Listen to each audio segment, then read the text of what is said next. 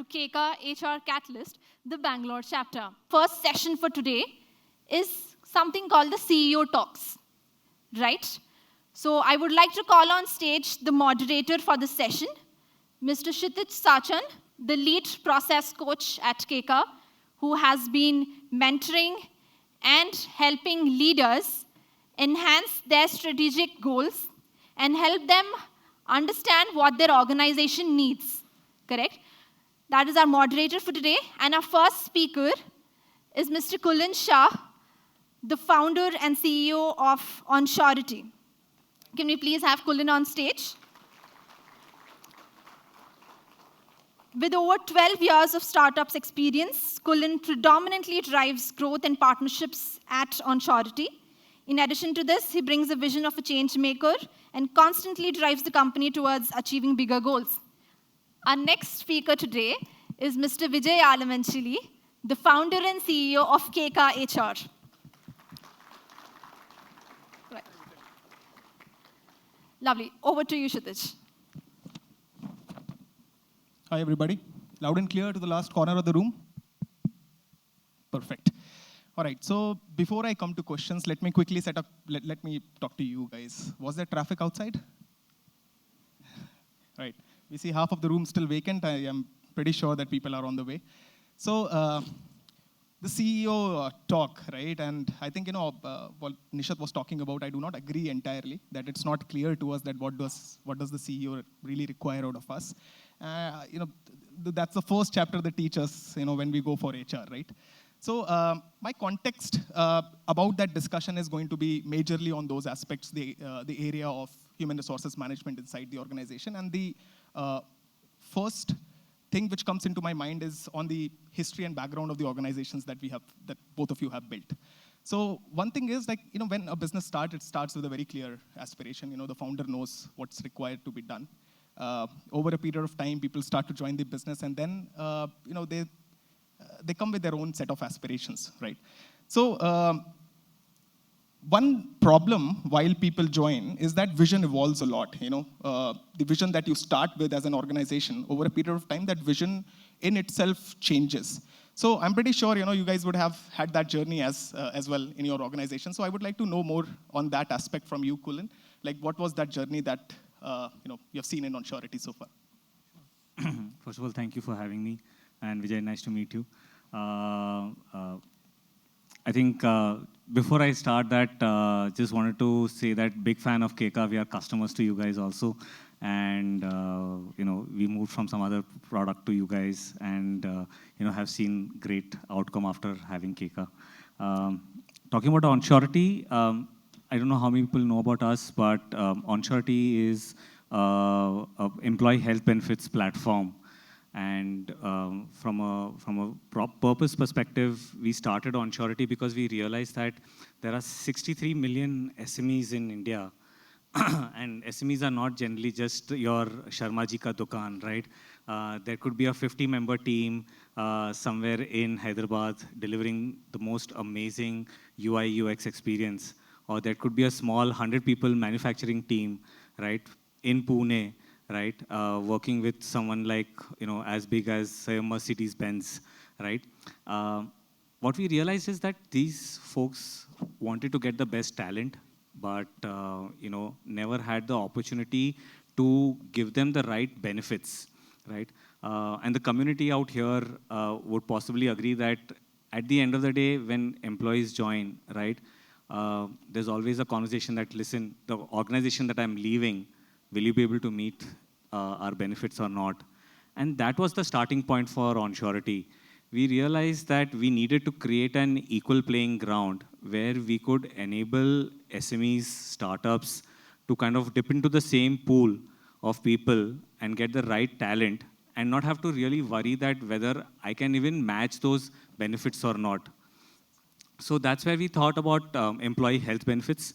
And given that these are SMEs, we started off as the only platform in India which provides them on a monthly basis. And this was because we wanted to make sure that our purpose to democratize employee health benefits, right, should reach every SME. We should make it affordable and at the same time give them high quality employee health experience.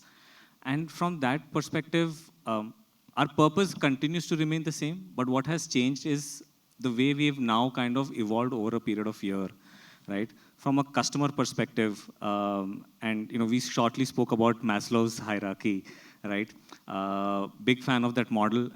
We implement it in many ways at OnSurity also, where we say that if OnSurity does not kind of follow the same aspirational curve of its customers, right? Because our customers are also growing day in and day out, and so are their expectations. So earlier we were just a monthly platform, trying to provide employee health insurance and some wellness products. We've seen a long way since then, right? We've seen that our customers started growing in their expectations. What started off as just a basic health and wellness, we've now created executive healthcare programs within SMEs. And I'm not even talking about MNCs or large organizations. SMEs are now focusing, saying that, listen, for our management, for our leadership, we want to create specialized health and wellness plans.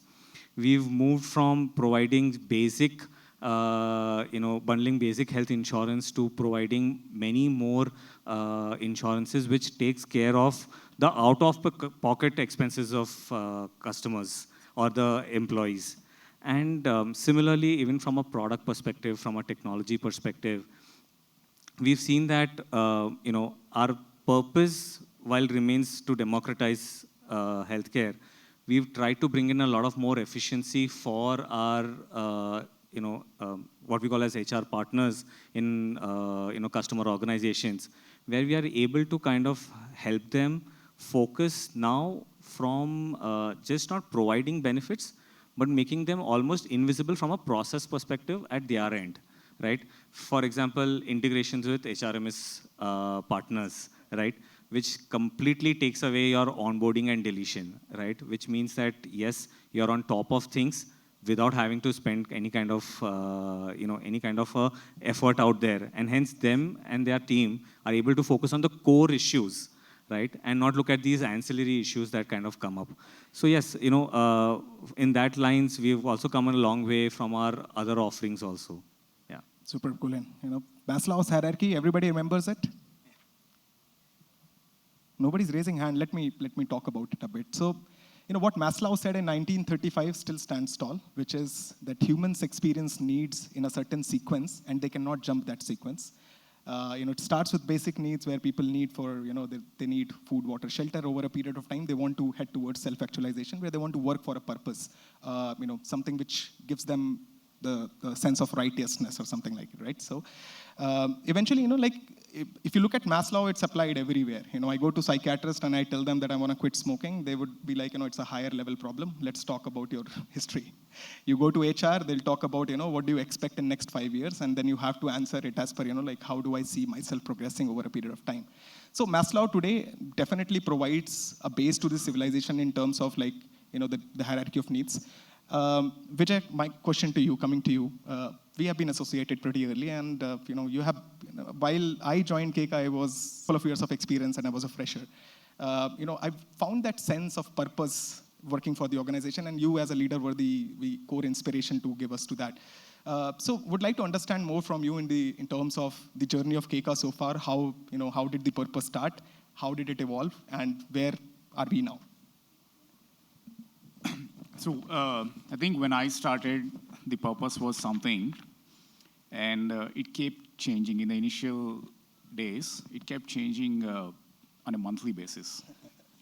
And I think that's how startups discover, because this question of what do I stand for, what is my purpose, it is pretty innate to humans. Like, in Hindu mythology, for example, who am I is a big question. And a person can actually die in 100 years before they discover who they are, right? So I think it's always an evolving purpose for me. I realized pretty late that it's always evolving. So when we started, I have been working, training young students, making them professionals, working professionals, good coders. This was what my aspiration was. Through that, I discovered that I'm actually pretty passionate about talent enablement. So I thought we'll actually build a product that actually does talent enablement. It was not a performance management system. It was not a recognition. It was just within a company, how can you actually create a culture of learning, recognize talented people without bias of layers of the people. So this was something I wanted to actually build. So when I started working with the market, I realized nobody even understood what I wanted to build, but they definitely had problems that they needed solved. It was basic things like, time tracking, right? At that time, this was in 2016, right? So just, there was these biometric devices where you have to pull attendance using a USB drive, work with Excel sheets. So I realized then that, having a purpose is something, but if it doesn't have a commercial purpose, commercial viability, purpose is useless. So the purpose at the time became, right, how do we automate operations? But the core feeling that, we need to enable talent, give a good employee experience, that always remained a wanted desire. We didn't really know how to make that happen in a commercially possible way.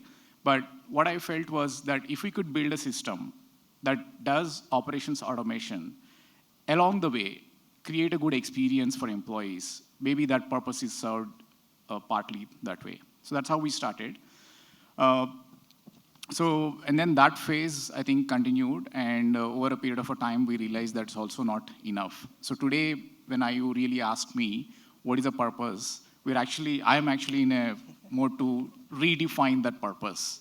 But broadly, I was able to think of this in this manner.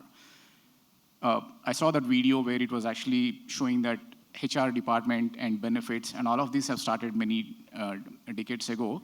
But I really believe that few years ago, traditionally, customer has been king. Serving the customer was the only purpose. And if you had that single-minded focus, it was enough for founders, for management teams to run a company. You needed to take very basic needs of the people, given that, right? But I think we have crossed that stage, particularly during the COVID and after the COVID, I realized that business today means not just serving a customer, it is also serving an employee. Not just selling to a customer, but also selling to an employee. So today, a founder or a business, right, have to sell on that side to customers, this side to employees, serve them, serve this. I think this is a much complex age from that perspective. And we as a platform, if we can enable businesses to serve their employees well, I think that where our purpose is served. That's how I see our purpose today. Beautiful. And, that's what it is. If you look at it, any business out there always starts with that sense of purpose. It could be a very simple purpose of delivering a pizza to a pizza lover to a greater than humanity purpose like colonizing the Mars or, sending a rocket to the moon.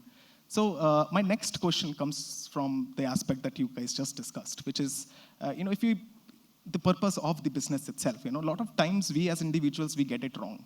Employees in the organization, because it's a cutthroat competition, there are metrics and KPIs sitting on top of our head. We end up seeing, it's all about making money. So, if we look at, let's take an analogy of a car. We look at a car, it will require fuel to go from point A to point B.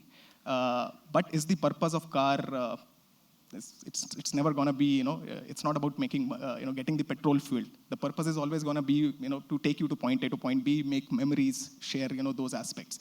So coming to that side of the picture, like how did it, what greater purpose do you see, Kulin, with the onsurity over a period of time? Where do you think it's heading? And in next 10 to 15 years, where do you see onsurity heading? Right. So for us, and like you rightly said, the petrol in the car is only a means for the journey, right? And hence, for us, at the end of the day, what we want to drive is that when an employee of an organization really needs support, right, onsurity should be there. Today, we have obviously started with, from a healthcare perspective, right? So from our end, we've obviously focused always on the journey of the employee with onsurity, right? We've always believed in creating multiple touch points on how we can enrich the journey of an employee with an organization also, right? How do we create a platform for an organization to drive a productive workforce, drive a workforce which can be happy, right? And can we play a small role in that, right? While most of us in this room, right, even if I ask this part of the functional part of the organization, how many of you would have focused on your health in the last 30 days? I would love to see honest response out here, right, that they have done at least one good habit in the last 30 days, right? But all of them out here have heard about instances within their company, where someone has met with some kind of a, health condition, right? Can we make health more fun, right? Can we take healthcare to the next level where we can, enable not just employees, but people who manage them also, right? Can we enable them to kind of, drive a good culture of healthcare? And in that, spirit, right, we've built multiple, processes, products at our end, right from understanding your product, right to the claims management. So we've always kept the customer at the center, right, and build products around them, right? So I think that's the way we've always ensured that we stick core to our purpose, ensure that healthcare is available, right, to any and every organization, right, in India who wants to take care of their employees. Thank you, Colin. Vijay, would you want to add to that? What greater purpose in the long run do you see with Keka? No, I think the purpose I just mentioned is going to be there, right? So the problem is going to be there. How to serve employees and how to effectively do that in a humanly possible way, I think is where it's going to be a problem as long as humans exist.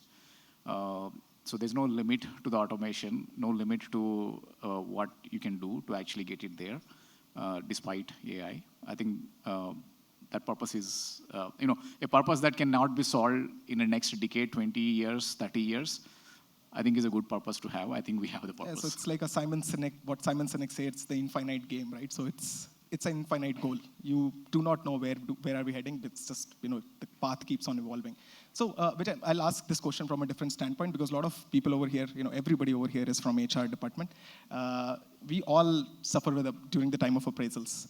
And one key reason behind that is the process of goal setting that happens inside the organizations itself.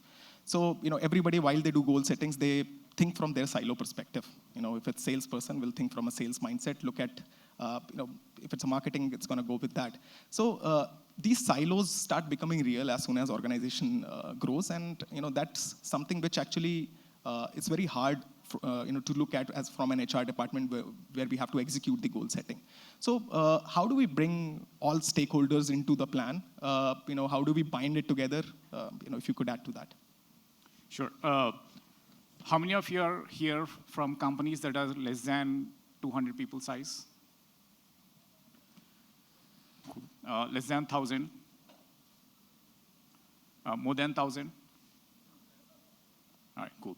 So I can answer this question from two perspectives, theory and practical. Which one? So from a practical perspective, in my entire life, I've never worked in an organization that has more than 1,000 employees. So I can only speak from experience of this scaling to this size.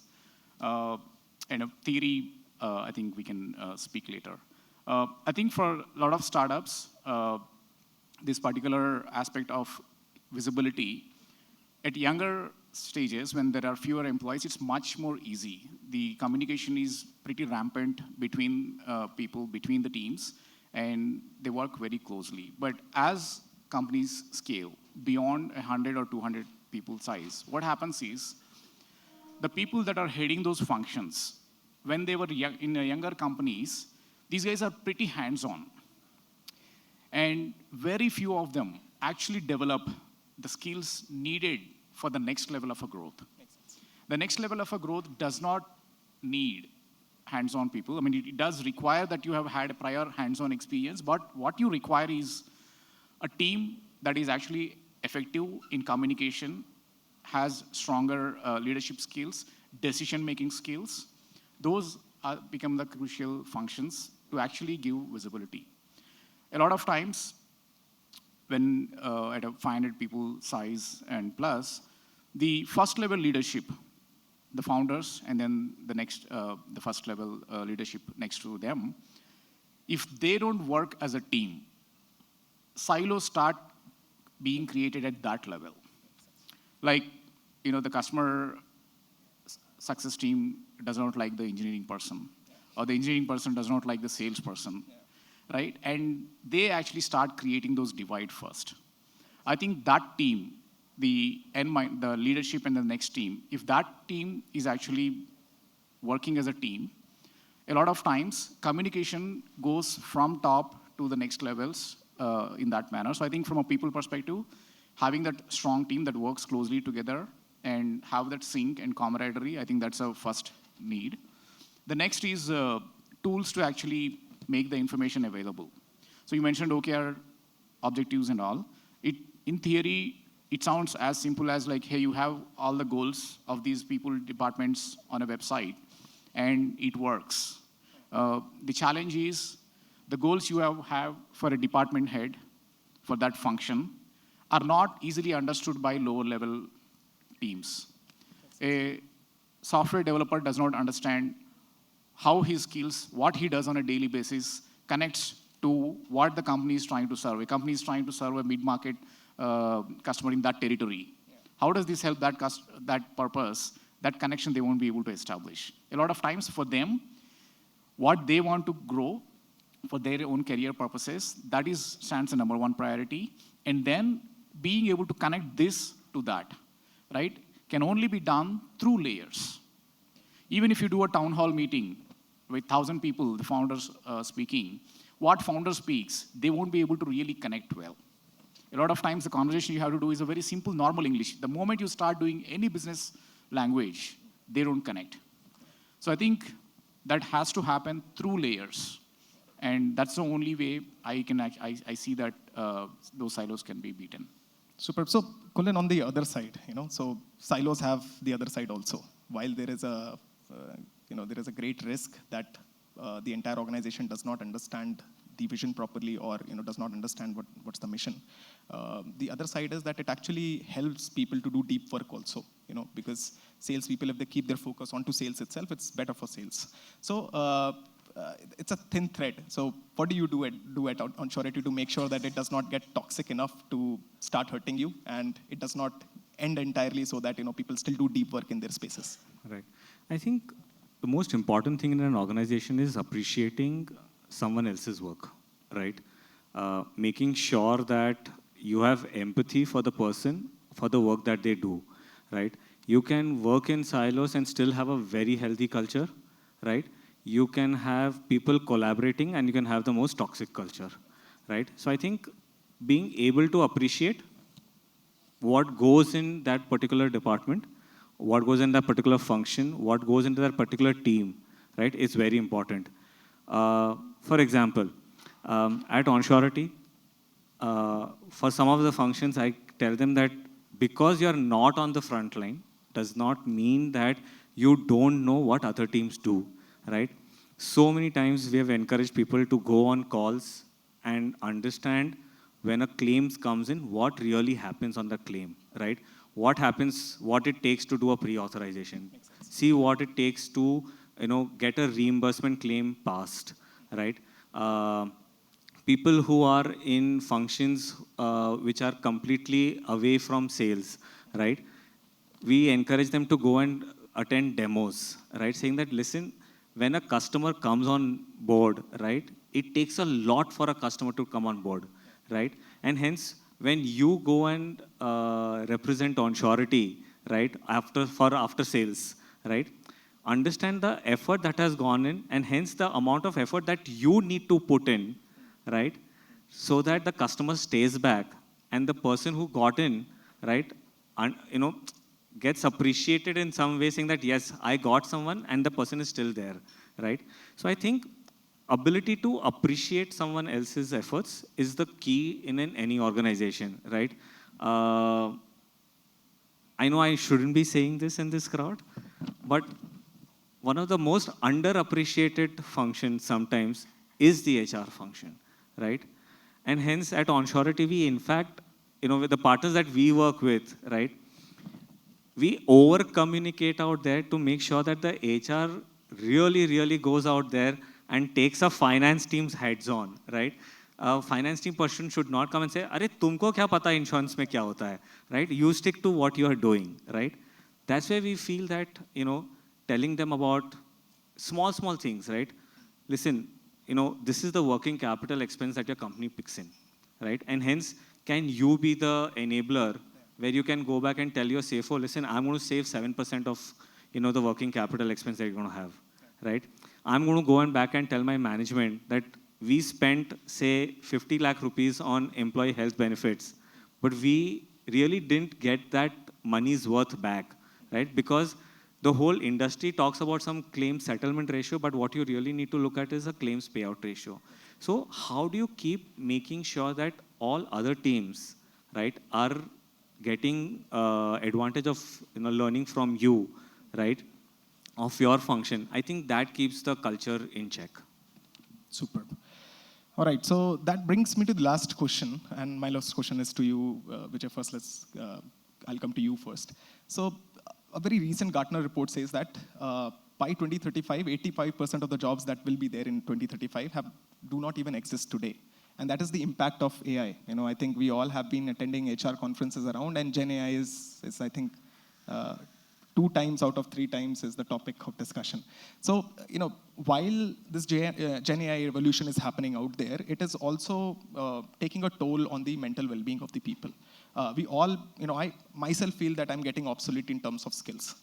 I feel that, there are younger people who can do better than me because, they have not seen what I've seen so far. So that's not AI you are worried. You're worried about the next generation people. Yeah, maybe, so, but again, so I think that has been there from centuries. That will not change.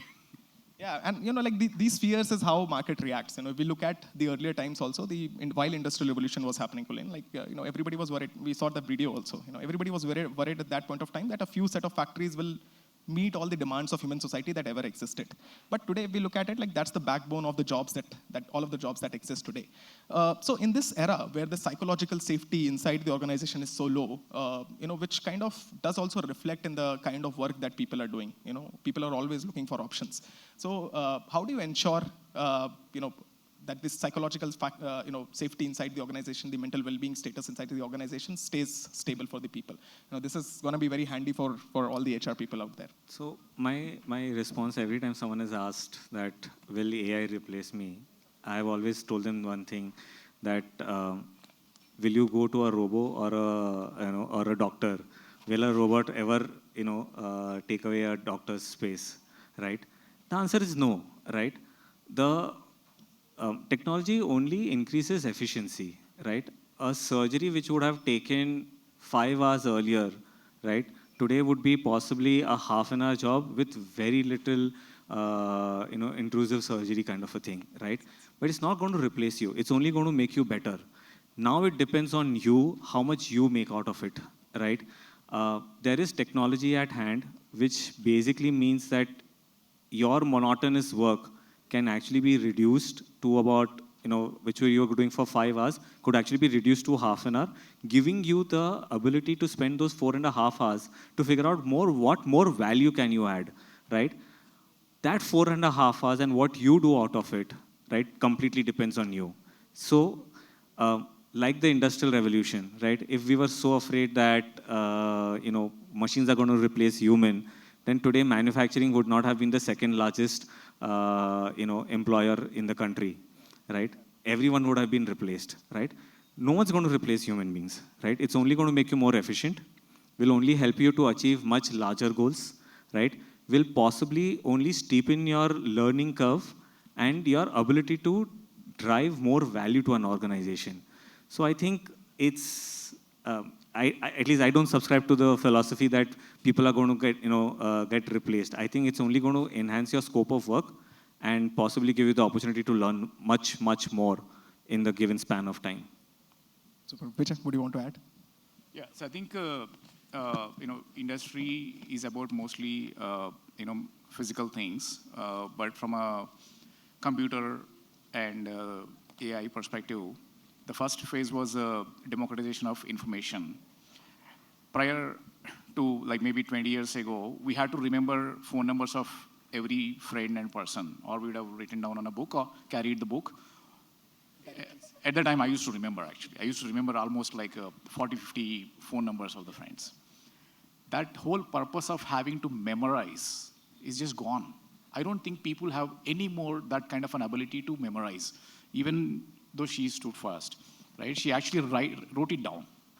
Otherwise, everybody would have also won the competition, right? So the thing is, we lost that ability to memorize. We don't have the need. What AI is doing is now is democratizing thinking. And so maybe we don't have to think a lot also, right?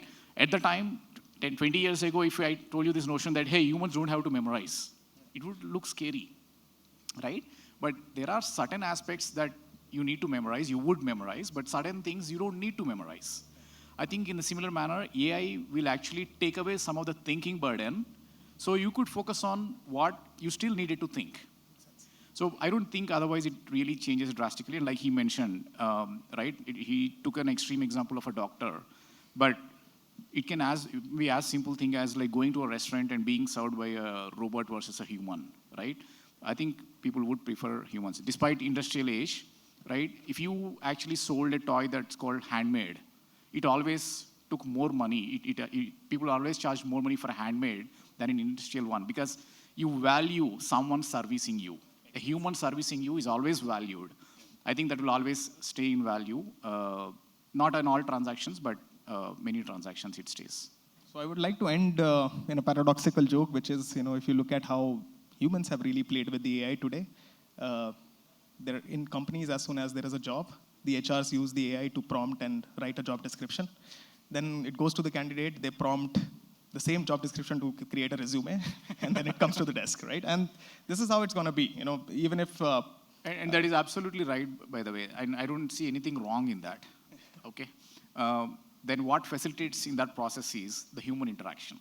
So the job then becomes for the human to actually evaluate the person, because both figured out how to bullshit each other using AI, right? The next step is then how to sit with an open conversation, right? So I think that need will always be there as long as humans exist. Superb. So I think that's where it is heading, where ChatGPT-based resumes will also be acceptable. Let's save time. Let's get it done faster. So that's brings us to the end. Thank you very much, Kulin and Vijay, for the discussion. Thanks, Ritesh. Lovely. That being said, we are moving to our next session for the day, which is something related to technology and culture and obviously HR, right? For that, I would like to call on stage Anshul Jain, the Senior Product Manager at Keka. Anshul, can you please come on stage?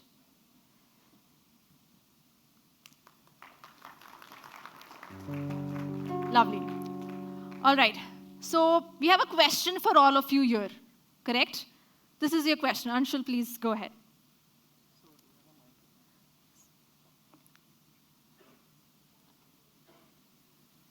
Good evening, everyone. Thanks, Nishad. So, as product managers, we spend day in and day out trying to figure out important problems to solve for HRs at Keka. And this is one of the problems that we have been debating internally for quite some time now. And I would like to take this opportunity to take this question to you today. Do you think that HRs have a direct impact, or can they have a direct impact on an organization's revenue? All right, so we have all HR professionals sitting here, correct? Do you think that you contribute or your function contributes to the revenue of the business growth? Anyone who agrees, please raise their hands.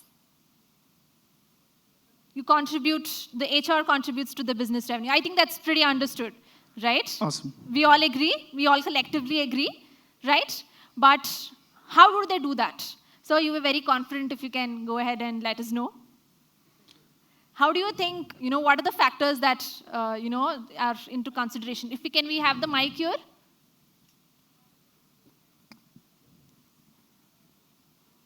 See, the most important function HR does is Your mic a little. hiring people. Right. Okay. All those people are adding value to the organization, Okay. bringing revenue, Right. So through Without- talent acquisition. talent acquisition. If HR doesn't do right talent acquisition, organization will have no revenue. Makes So- sense. All right. Everybody Right, so- agrees again? Yes, sir. Likewise, all other functions what HR does is adding, revenue to the organization. Makes sense. I'll All right. not So this make is this, where directly the HR is Exactly. impacting. It is a direct Right. value add to the organization. True. Makes sense. Okay. And can you please have the mic over here?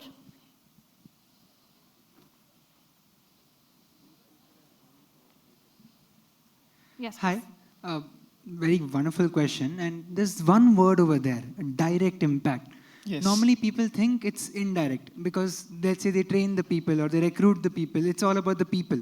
Right. And then the people do the function. So normally people think it's indirect.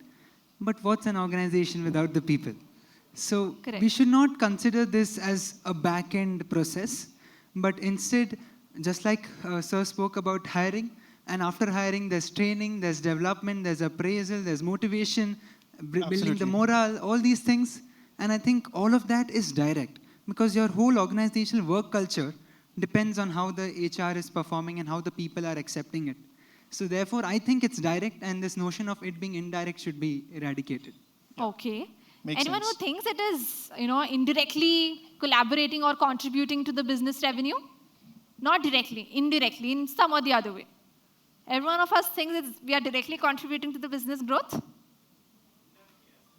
Yes? Indirectly, yes. Yeah, yeah. As well. Please, Okay. can we have the All mic right. for Can the we have, gentleman? this is a differing opinion. Yeah. Let's hear from you. Your name and your designation and your company, sir. Myself, Shiv here, founder of Sourcing Express. Okay. Again, which is focused on enabling talent Right. in recruiting industry, especially like focusing on how do you source beyond the job portals. That's where I come from. All right. But apart from that, yeah, when I say indirectly impacting the organization, when you go and be a face of the organization, when you talk to a candidate, you are still a face of the organization. The kind of candidate experience what you provide. So that's again an indirect experience that while I speak to candidate, though I'm not directly impacting on the various lives, but whoever I'm hiring, to make that one particular hire, I'm speaking to 10 people. To speak to 10 people, I'm actually processing hundreds of resume. While processing Correct. hundreds of resume, again, I'm giving that feedback for each and every single candidate to whom I'm rejecting with the specific reason. So though those candidates are not directly coming to the organization and creating an impact, but indirectly, I'm actually creating a brand for the whole organization. That this is how my organization stands when it comes in top of candidate experience. So I say Understood. indirectly as well. Thank you so much for that. So I just wanted to understand here. He was talking about, sending rejection mails as well. Correct? Absolutely.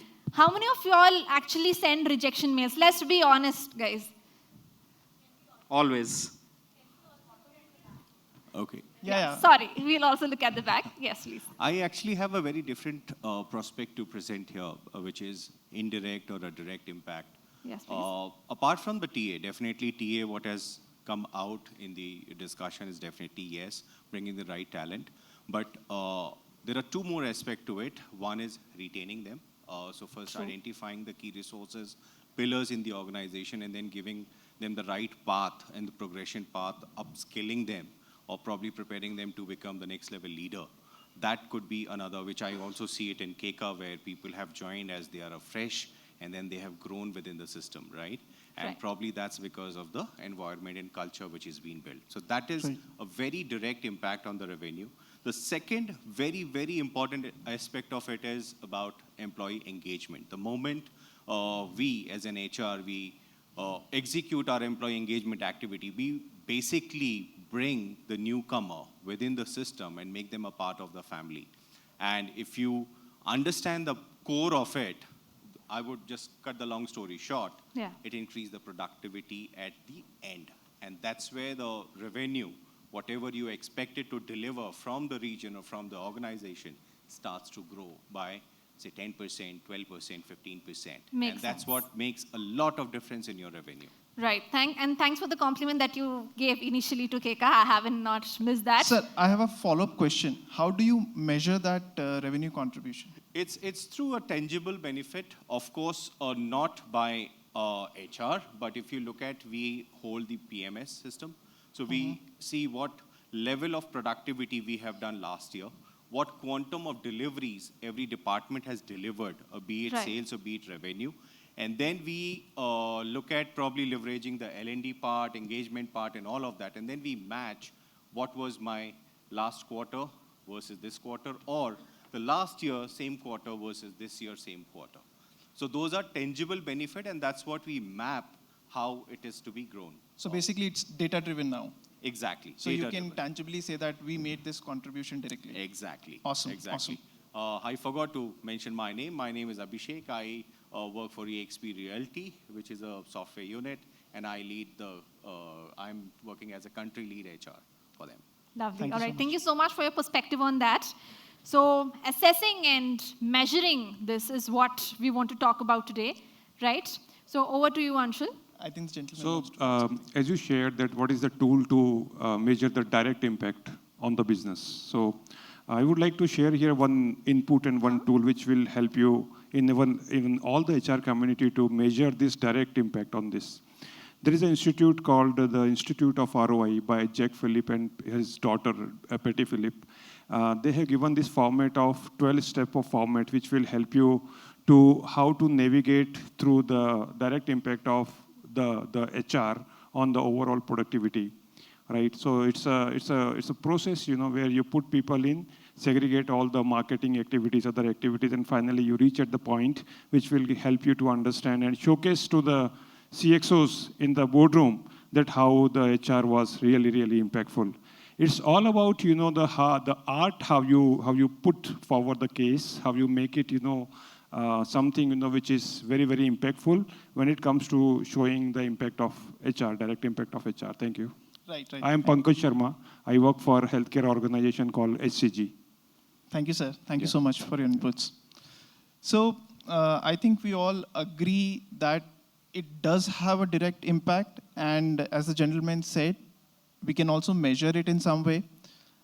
What we believe at KKHR is in a big way. HRs have a direct impact on the revenue and in a big way. So when I talk about, for instance, any IT service organizations, consulting firms, design firms, management consulting firms, or any organization for that matter, which has projects, right, where resources are put on the projects and then you are supposed to deliver the projects to the end client. Resources become the most critical part of an organization's overall operations. And the organization is essentially made by these resources. So if you look at it, resources are probably the most expensive expense of the organization as well, right? So if you look at it from that perspective, yes, we directly have an impact there. But how? So while we were debating on this, while we were brainstorming, when we talked to a lot of HRs, and we figured out these are the 4 ways in this particular journey where we feel that we have a direct impact. So hire the right resources at the right time. The gentleman here mentioned that hiring is important. So essentially, when to hire? How much budget do we have to hire, right? Do I hire a contractor or do I hire a full-time resource? Because a full-time resource also comes with up a lot of other benefit-based expenses, right? Do I have this requirement for only a short period of time? I'd rather go for a contracting resource. Similarly, when the resources are working in an organization, and someone mentioned that, it's not just the hiring, but the overall experience. The gentleman here said that. So employee experience becomes core to it. If a resource is overutilized, they'll burn out, they'll not enjoy their work, and eventually you will have problems of attrition or low productivity, which directly impacts the revenue. On the other hand, if they're underutilized, which means that it has a direct impact on the margins of the business. So in this scenario also, if the resources are not utilized in an optimal manner, both the ways there is a revenue impact. Creating a high performance culture. So the gentleman here just mentioned that we also need to see how an organization's employees are growing in it, right? They joined at a nascent stage. Do they see a career progression within the organization? And do they see a long-time career with your organization is essentially dependent upon, are they happy about their work? Do they see themselves at the next level in 1, 2, or 3 years, right? This can only be done if you align the perspective of the employee with the projects that you're working on, the skills that they want to develop, the person or the person they want to become, right? 3 years, 4 years down the line. How do you optimize which project this person should take so that not only the organization gets their revenue, but at the same time, this person enjoys working, right? That is how we create a high performance culture in the organization. Then how do we optimize revenue per employee? Which essentially means, when the gentleman mentioned, how do we measure it? Revenue per employee, revenue per role.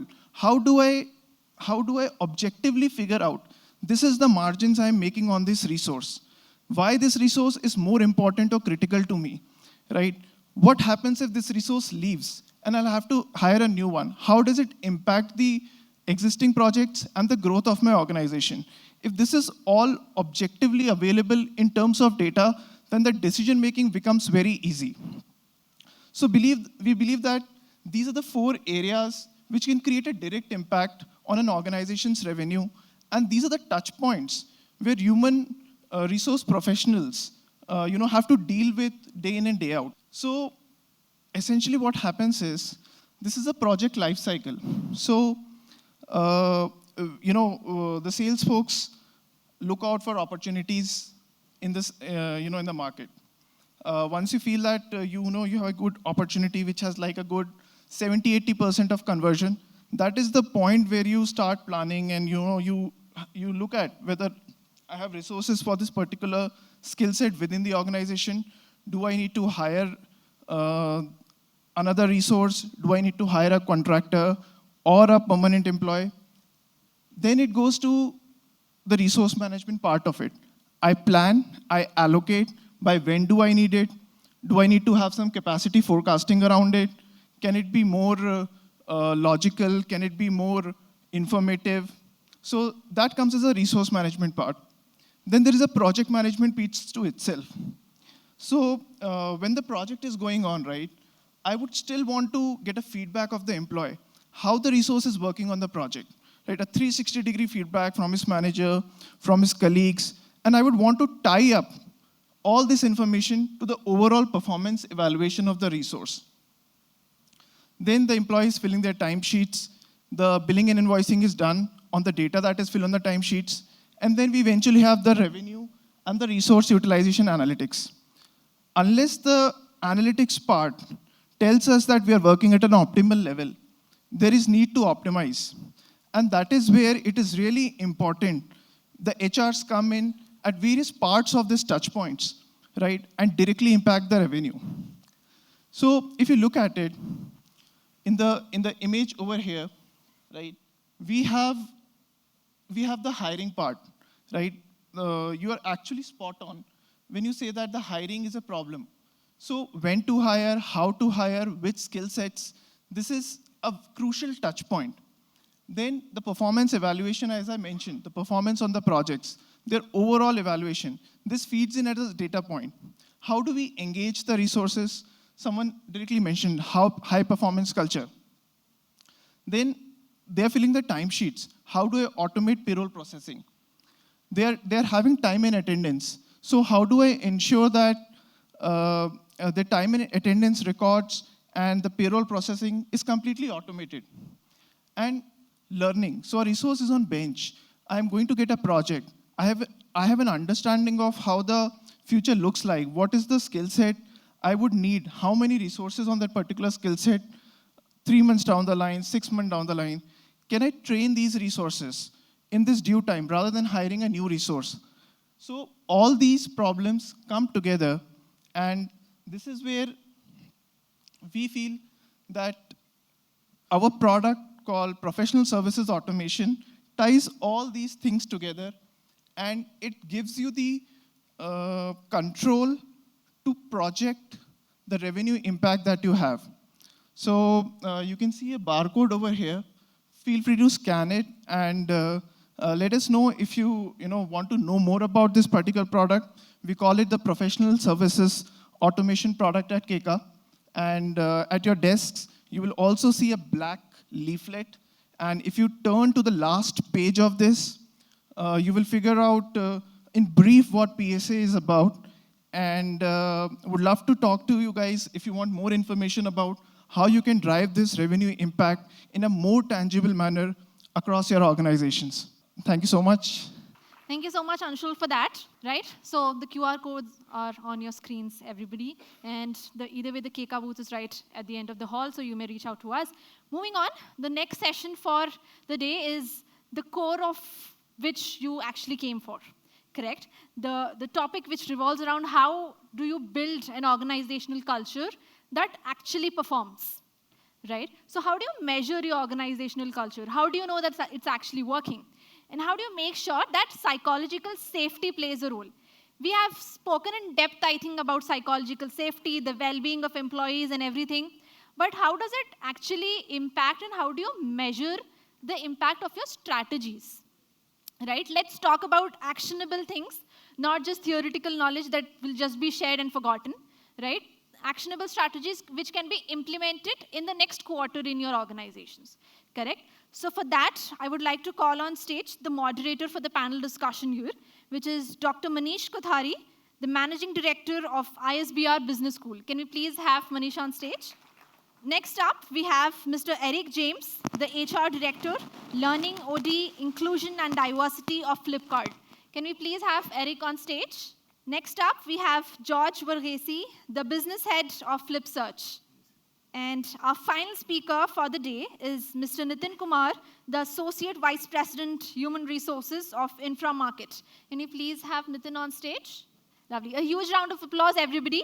So this 30-minute session will help you understand what are the features and the strategies by which you can make sure that the culture, that your desired culture is actually working in your organization. All right, because we understand that every organization has a different culture, right? A different fit to every culture, to every organization. So this is what we'll be talking about, right? Over to you, Dr. Manish. Hi, everyone. I think let's start with an applause for all the panelists who have made it here on this great day. And I understand how the traffic was. This is to all of you for making it to this great place. Amazed to see this audience. Amazed to see this setup. We have been used to a setup where we are at one corner on the stage and you have panelists and you have people facing you in a classroom way. And I think this is a second time post once in Singapore that I see this great way of communicating nice. I think it gives a different freedom to turn around and talk to everyone. Amazing topic. Before we go ahead, let me welcome the panelists. Welcome on this great show. Let us understand why this topic is important. Do I really need to tell this to everyone in HR? No. Everyone, right from the time you wake up, this is what you think about. When you are on bed, again, you think about the psychological safety that your organization is offering. What is happening to the employee? Is the employee open up, and is the employee talking to each one of you? And this is what it happens. So once again, with the introduction of the topic today is measuring organizational culture, keeping psychological safety in check.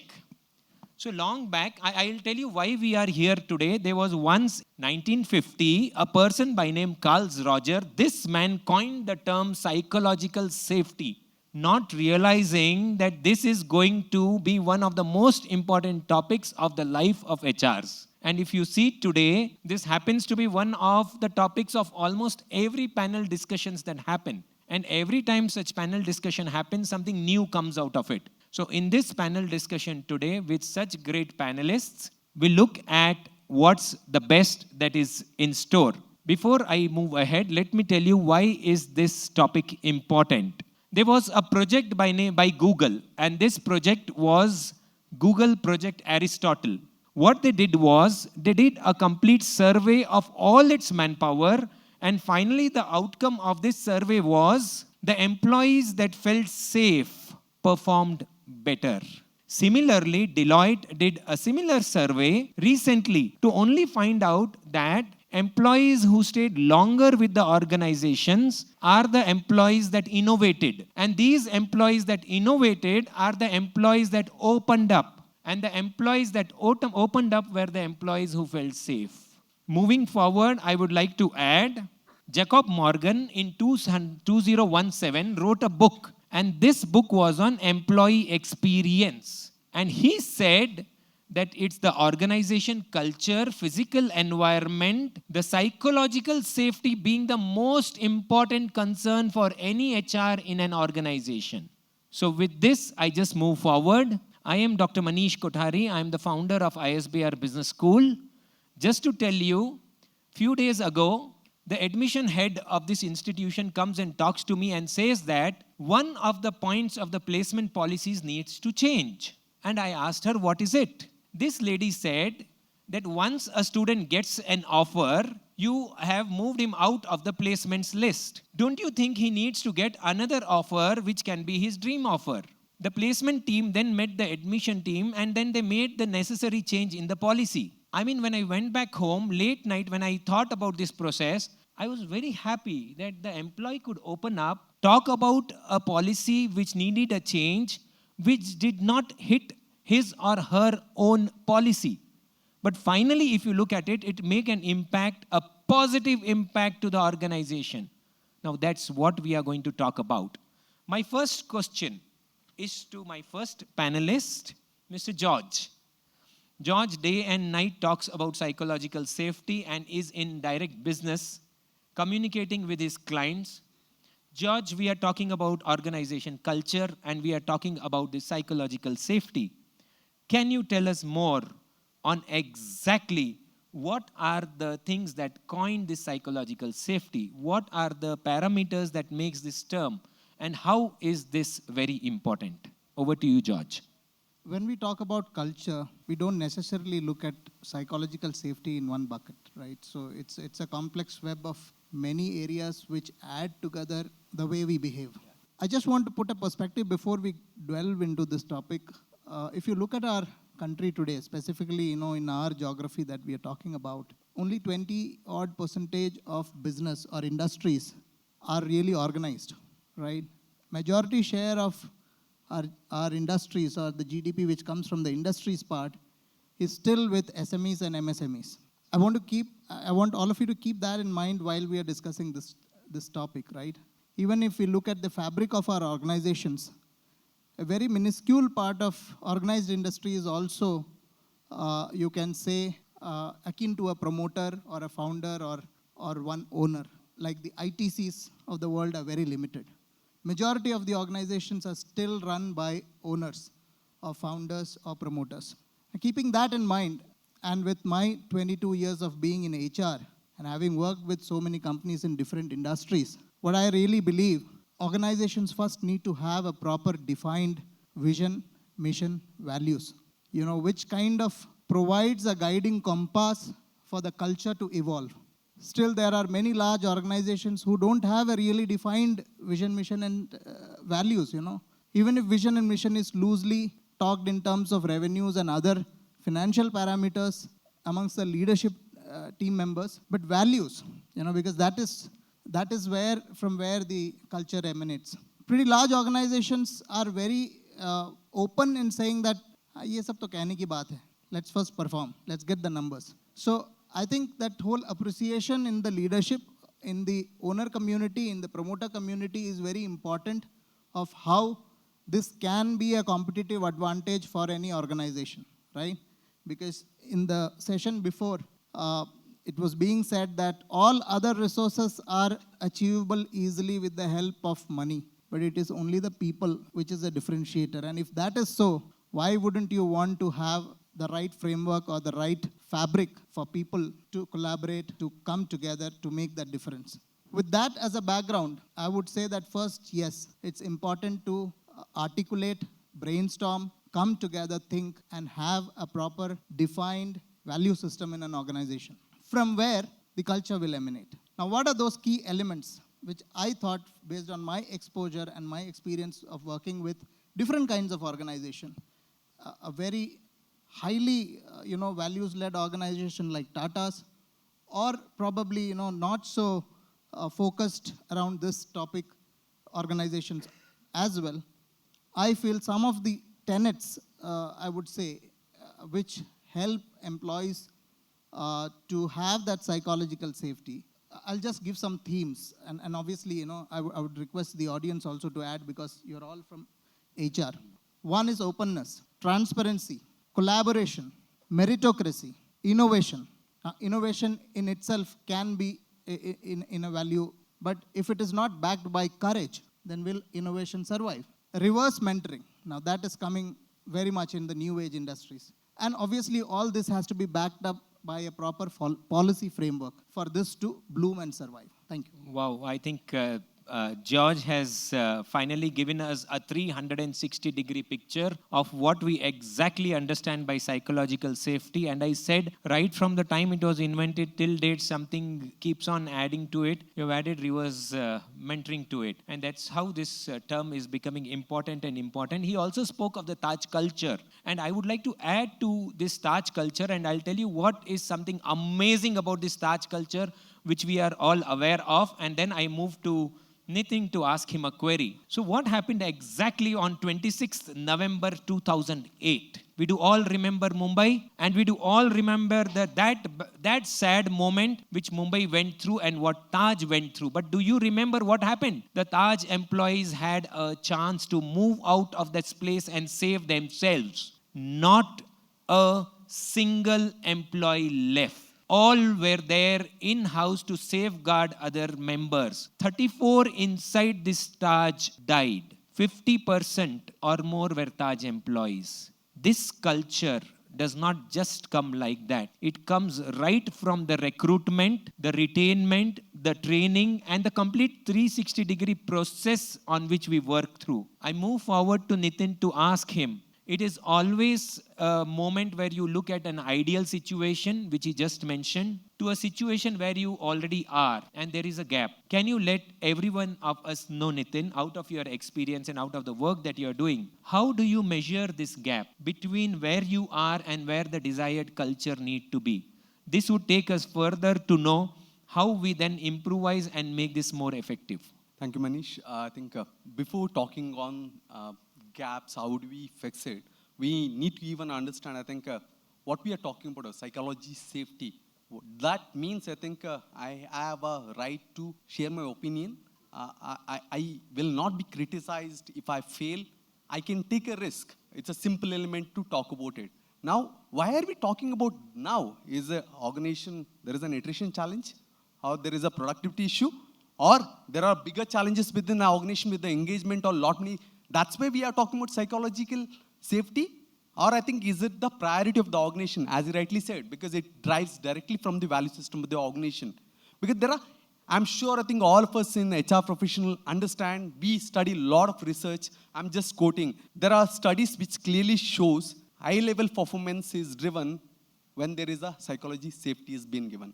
Engagement is high, which is 2.5 as per the survey. Innovation creativity goes 21% up when you provide that safety net. Your employee well-being is of the highest when that safety net is provided. So I am sure, I think we can go on list on about the benefits. Then I think, why are we talking about that? I think now it's very relevant. No, I think as you rightly said, the word is coined more than 70 years back, and I think everybody is aware about it. But I think, are we not practicing? I'm sure I think there are a lot of organizations already practicing on fixing that gap. Where it starts, if you look at it, I think the organization who truly believes in on the safety net, which need to be provided from the psychology perspective, they have a culture service. I'm not talking about ESAT. I'm not talking about engagement service. They truly believe in on running in a culture survey to understand, I think, what was our culture and where we are heading towards. I think that can fill the gap if there are shortcomings within the organization. If they are, I think, I'm sure I think everybody has an exit interview as a tool, but I think how effectively we analyze that tool to get into the real action plan to understand why people are quitting the organization, that can be, again, I think, can bridge the gap on what we are looking forward. Engagement metrics can be, I think engagement is not looked at, I think, I'm sure, I think if you Google it, YouTube, HR is still made fun of. Engagement means Rangoli competition and the dance competition. I'm not talking about that engagement. I think real engagement metrics which can be evaluated to see how that lead towards the providing that, filling the gap with the psychology safety. And also, I think if an organization is truly believes in on these changes, they will drive every change management initiative in the organization in the true spirit to run it more effectively to drive this entire effectiveness. Thank you. Amazing, Nitin. I think you gave examples after examples, and your statistics really says it that, yes, we knew this term long back, but are we effectively really implementing it? You also spoke about ways on how we can connect the present to what is aspirational and the tools that can be used to move to that direction. A very interesting thing, before I come to Eric, Toyota runs an interesting thing known as Andon Cord system. When you survey or find out about it, you'll understand any employee of this organization can go and stop its production system if it finds there's something's wrong. No questions asked. Amazing, right? Another interesting example of what happens at ISBR Business School, the place from where I come. Entrepreneurial system is so much ingrained that one Dr. Veena Shinoy, who joined this organization just as an HR faculty, realized that she has a competency to build a business. She comes back to the management, talks about a new business idea, and today this lady is not only an entrepreneur who's working on ESG and maybe working with so many of y'all, but also continuing to be a faculty. Deepak Justin, who happens to start his career as a trainer at this institution, today runs a foundation where he works with Siemens and 360-degree organization across Bangalore. Why was this possible? That only means there's organization strategy or something that is different in this organization, for which I would like to come to Eric. And Eric, I mean, you are a man of experience. You have gone into so many areas of work. Tell us, like the strategies that we spoke of, what are the effective strategies to measure and to improvise these psychological safety in workplaces? Do you have some examples which some organizations are following? Please do let us know. We would like to know more about it. Over to you, Eric. Yeah. Okay. Can you hear me? Yeah. So psychological safety is a very big word. If you actually break it down a little bit, I think it's about in every employee's life stage, what all touch points that you have. It could be decision making in a team. It could be simple things as, I think one of my fellow panel members spoke about their voices being heard, etc. We use tools to measure them.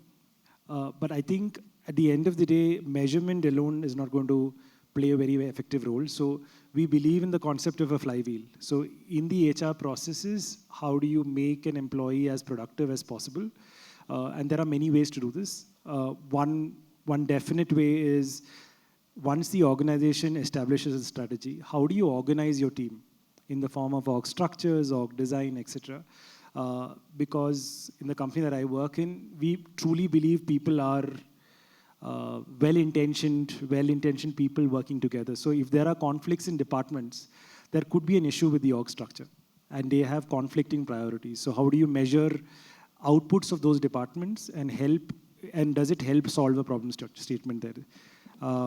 One thing about Flipkart is that we truly believe in our values of ABC, which is audacity is a big part of our fabric. And when I say audacity is a big part of a fabric, anybody can walk up and bring in an idea. Anybody has a strong point of view, even in the system. They are empowered to take those decisions and make changes within the system. So these are many ways in which employees actually share their voice, work on the voice, and HR teams actually work on specific areas on how to improve certain things. Our managers, that is business managers, are measured, they get only promoted if there is a way that we measure psychological safety within an organization. We have like 5-6 factors, which I don't want to dwell about right now, but those 6 factors truly go into their performance packet.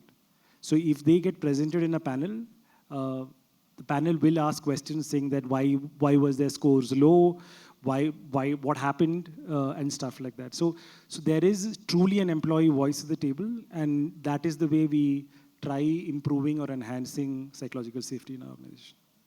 Amazing. Flipkart is doing it. Flipkart is also measuring it. And Flipkart is deeply following it. Thank you, Eric, for making it happen. So between all 4 of us, we have another 10 to 12 minutes remaining. What we do is, we take one question each, and we dwell upon a case study, and we'll try to open to at least 2 questions to the audience. So we'll make about 2 minutes each on the next questions and take it happen. So my question, I move back to Eric because he spoke about Flipkart. And I'm a bit excited more about Flipkart because a few of the ISBRians work in your organization. And they came back to me and they spoke about how your organizations make it easy for them to move across the ladders. One lady, Manisha, who works in your organization, she said that she had an innovative idea on one of the categories of work that you do, and she did not hesitate to talk to your team member on this issue. And she was also appreciated online for the work done. So if you look at it, there is somewhere this system already there in your organization. If you look at what Narayan Murthy of Infosys said, long back he said that my assets in balance sheet is HR. It's employees, employees, and employees, and that's what makes us different. And this went long way. In fact, across the globe, this was discussed. I have a question back to Eric, asking him, at leadership level and managerial level, there are challenges before you implement these psychological factors and to see that this happens. But at some places, it does happen.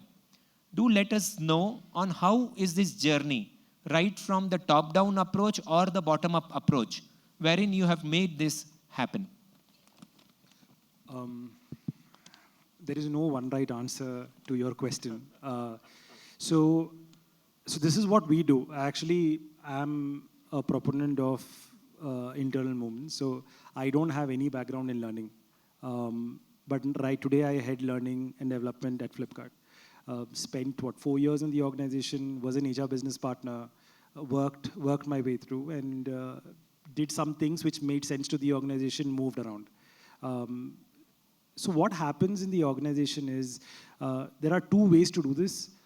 ABC is in our fabric, right? So, and every employee gets to rate their managers or people around on ABC. So values is a big part of how performance is run, okay?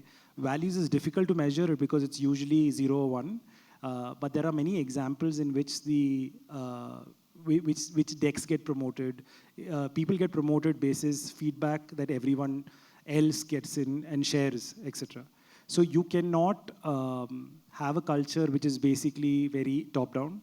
You have to do, so it's a mix of top-down and bottom-up, and it's the right balance with respect to that. And just on that one question on culture, while there is a larger culture in Flipkart, so the way we operate is, there is something to solve. So there is a problem statement that we bring in, and then teams get organized basis those problem statements. So the entire purpose gets anchored on that problem statement, and how do we solve that today?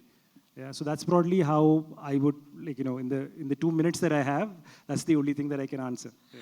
I'm sure when you speak of top-down and bottom-up approach, a lot can get into it, and you'll have cases after cases to talk. I would request the audience to meet you separately to see those cases, and I am sure I have read a few about it in the live case studies that we do at our institution, and they're amazing ones. So I think people should spend time with you. I would like to come back to George. George spoke about what are the different measurement techniques he has in his organization when it comes to psychological safety. I have something else. See, at ISBR, what we do is we have a different way of measuring post we inculcate organization safety and the culture that we go in. We have something known as employee happiness survey, which happens regularly to see where they are, how they are, and they can give the smallest of the easiest of the points also to make changes happen. We also have an attrition to retention ratio, wherein we keep checking every quarter whether we are in the right zone or we are not in the right zone. Do tell us, once you have incorporated the changes as Nitin spoke about, wherein from where we are, from where we have to be, what are the different measurement techniques that you use or your organization use to see that you have achieved them and your employees are in the safe zone? I think one simple answer, it won't take 2 minutes also, is almost every organization does surveys, whether you call it as a culture survey, organization health survey, climate survey, engagement survey. There are so many names and so many companies now prophesizing it, building big businesses around it.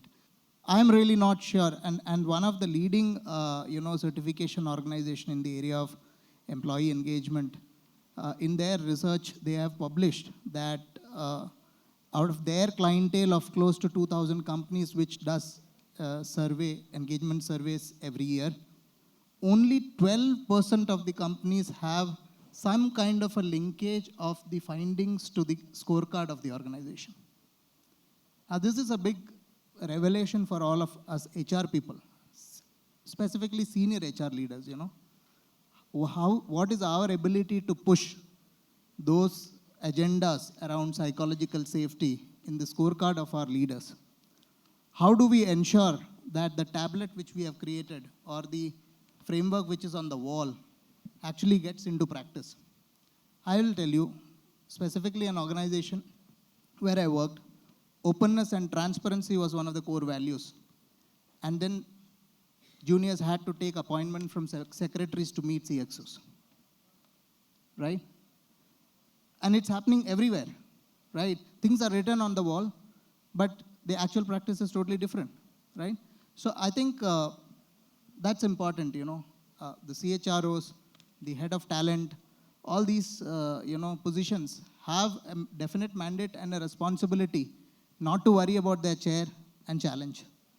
And I know many senior HR leaders who have lost their chair because of questioning, but still they are extremely successful and they are actually impacting far more organizations in independent capacity, right?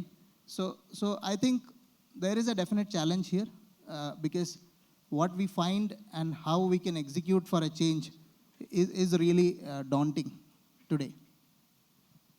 Amazing. I think I move to Nitin, and Nitin, a very interesting one. We all speak about similar policies being adopted to see that employee safety is taken care, psychological safety is taken care, organization culture is interesting. There's one organization known as CERMO. In this organization, they allow dogs to be brought to the office with employees, and in meeting rooms also the dogs are allowed to enter. You have another organization, Facebook. Majority of the employees are below 40.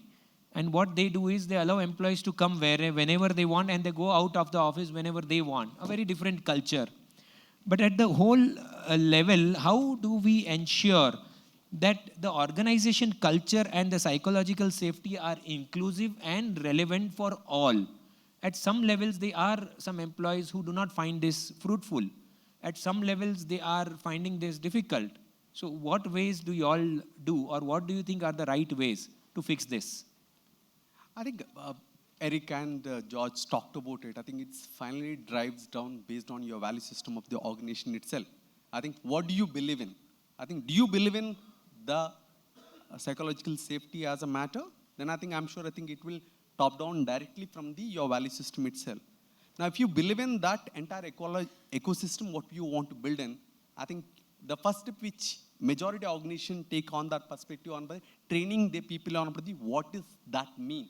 The cultural sensitivity training which majority organization take care about it, especially when they have a global organization. So I think we need to be, there are a lot of time period, I remember working for a last organization wherein it's a US product organization, and culture difference between India versus US, they didn't understood that. I think scheduling a meeting at 10 o'clock, it's a small matter. But I think, yeah, it's a simple matter like this to get into the on-premise culture. And using a terminology, I think we had a person who is coming to take care about culture within the organization. We looked at every policy to look at it the culture factor. Using a manpower. Is it a culture? Is it, I think we are inclusive? I think we started questioning that simple matter which need to be catered towards the addressing. So that's where I think the culture training can make a big difference. Second matter, I think, which I already said, I think openness, which need to come in based on your value system itself.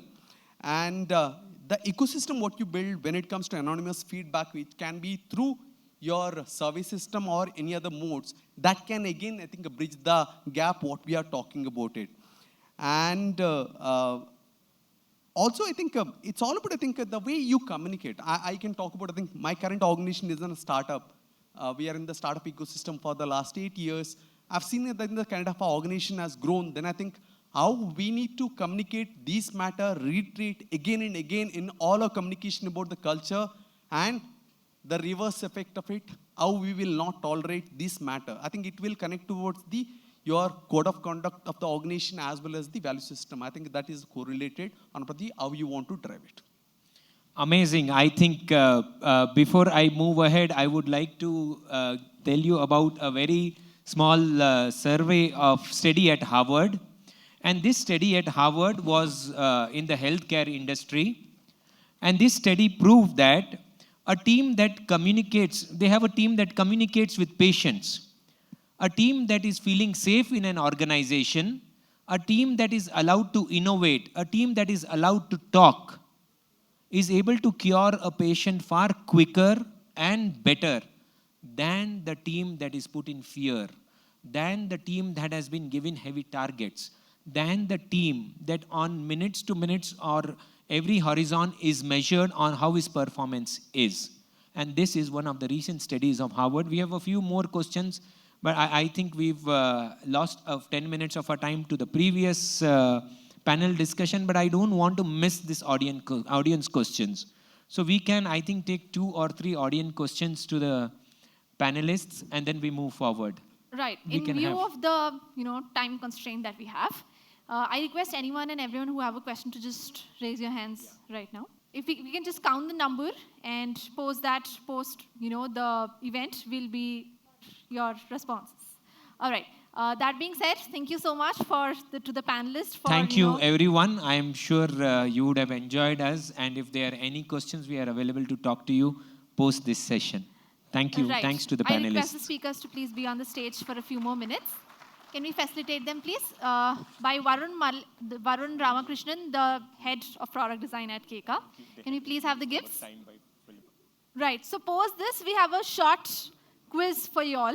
Right. So just be in your places. The quiz is going to be easy, but fastest fingers first. Anyone who raises their hand first will win a goodie bag. Thank you, everyone. A huge round of applause for the panel discussion, ladies and gentlemen. Is assessing your culture, right? When we're talking about culture, when we're talking about how HR is involved in the culture, we want to understand whether the human resource function here is laying hurdles in the way or actually stepping stones, correct? Can I please have the doors closed as well? And everybody please take your seats, guys. Ranak, you're on stage, so please. Lovely. Okay, so our first speaker for today is Ranak Sen. Huge round of applause for Ranak, ladies and gentlemen. He's the Vice President People of Work India. Next up, we have Kritika Sivanesan, who is the DVP Human Resource of Mercedes-Benz. Can we please have Kritika on stage and get this chair changed? Huge round of applause for Kritika, ladies and gentlemen. She has had an injury, but is still there in the midst of us. Right. So I think the first question is to all of you all sitting here, correct? And I want your involvement, ladies and gentlemen. This is a fireside chat, and I will make sure that it is as fiery as it sounds, right? And I forgot to introduce myself. I am Dr. Nishat Afzal. I lead the corporate communications at Keka, and the doctor is not for a PhD. I'm a maxillofacial surgeon, so I'm an actual doctor. There is no PhD there, okay? So, yeah, all right. So the first thing I would want to ask all of y'all is, what do you think HR is doing to the culture, for that matter? When we're talking about assessing a culture, are you laying any hurdles there, or your team for that matter? Because I have worked in a few companies where the HR department itself was so toxic that it could not manage the culture of the organization, right? Any experiences that you have had as such, where the HR team itself was toxic? Is there a unity in diversity here? But then, right, I mean, we do have toxic teams, correct? Who disagrees that we don't have toxic teams?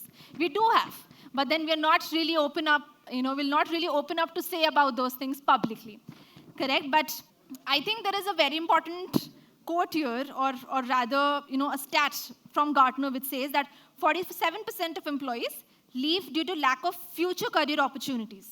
Because the future is what, and the reason why employees stay in your companies. But the organization's cultural barriers have a lot of opportunities that are out of reach for the employees. Correct? So how do you assess organization culture around talent mobility to understand where you're going wrong? Do you have talent mobility, opportunities in your company? And anyone who does, please raise your hands. Actually, anyone who don't have talent mobility opportunities in your organization? You don't?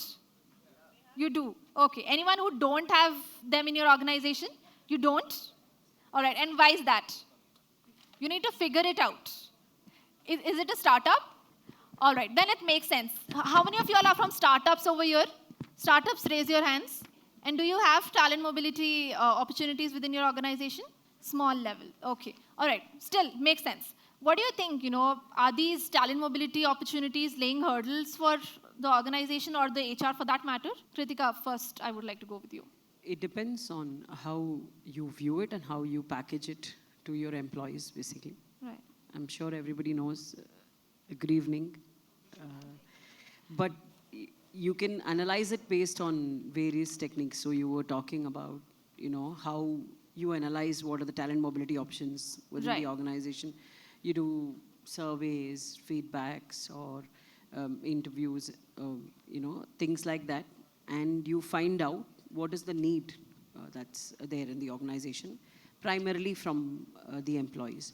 The other thing that you are privy to is the data that is within the organization, saying what are the promotions, what are the transfers, what are the aspirations within the employees, and things like that.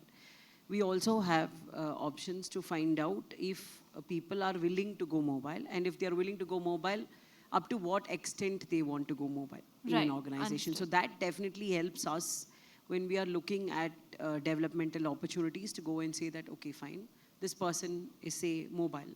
And hence we can consider his skill set for any opportunities that are open across the organization. We have various platforms as well that do that, technological platforms that take care of the same as well.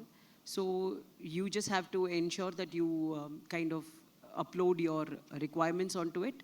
And as soon as the system finds a match that is matching the requirements that you've uploaded, it will automatically propose that option to you, which is elsewhere within the globe as well. Right. So that's what's happening in Mercedes-Benz, everybody. And anyone who would like to share the opportunities that they have within the organization? Do you have any talent mobility organizational opportunities? You do, lovely. So how do you assess that it's helping your employees? So we have in Accenture Consulting we had 5 different verticals, and people can move. Like say, consulting is up or out career model. So there's a lot of stress. If I'm not moving up every 2 years, I'm supposed to be out of the consulting assignment. Okay. Then we thought instead of losing these people to outside market, why don't you create a Accenture career marketplace? A lot of people started applying to technology roles, operations role as head of GCC and stuff like that. So it really eradicated, the kind of dissentiment they had or the stress factor that was there. Also, perceptic survey and all we launched, so it really came out that the career marketplace is one of the platform when people can really find their career and then next move, especially at the age group of 40, 50. Correct. So that has been a good factor, and it actually transpired to the better engagement score overall. Makes sense.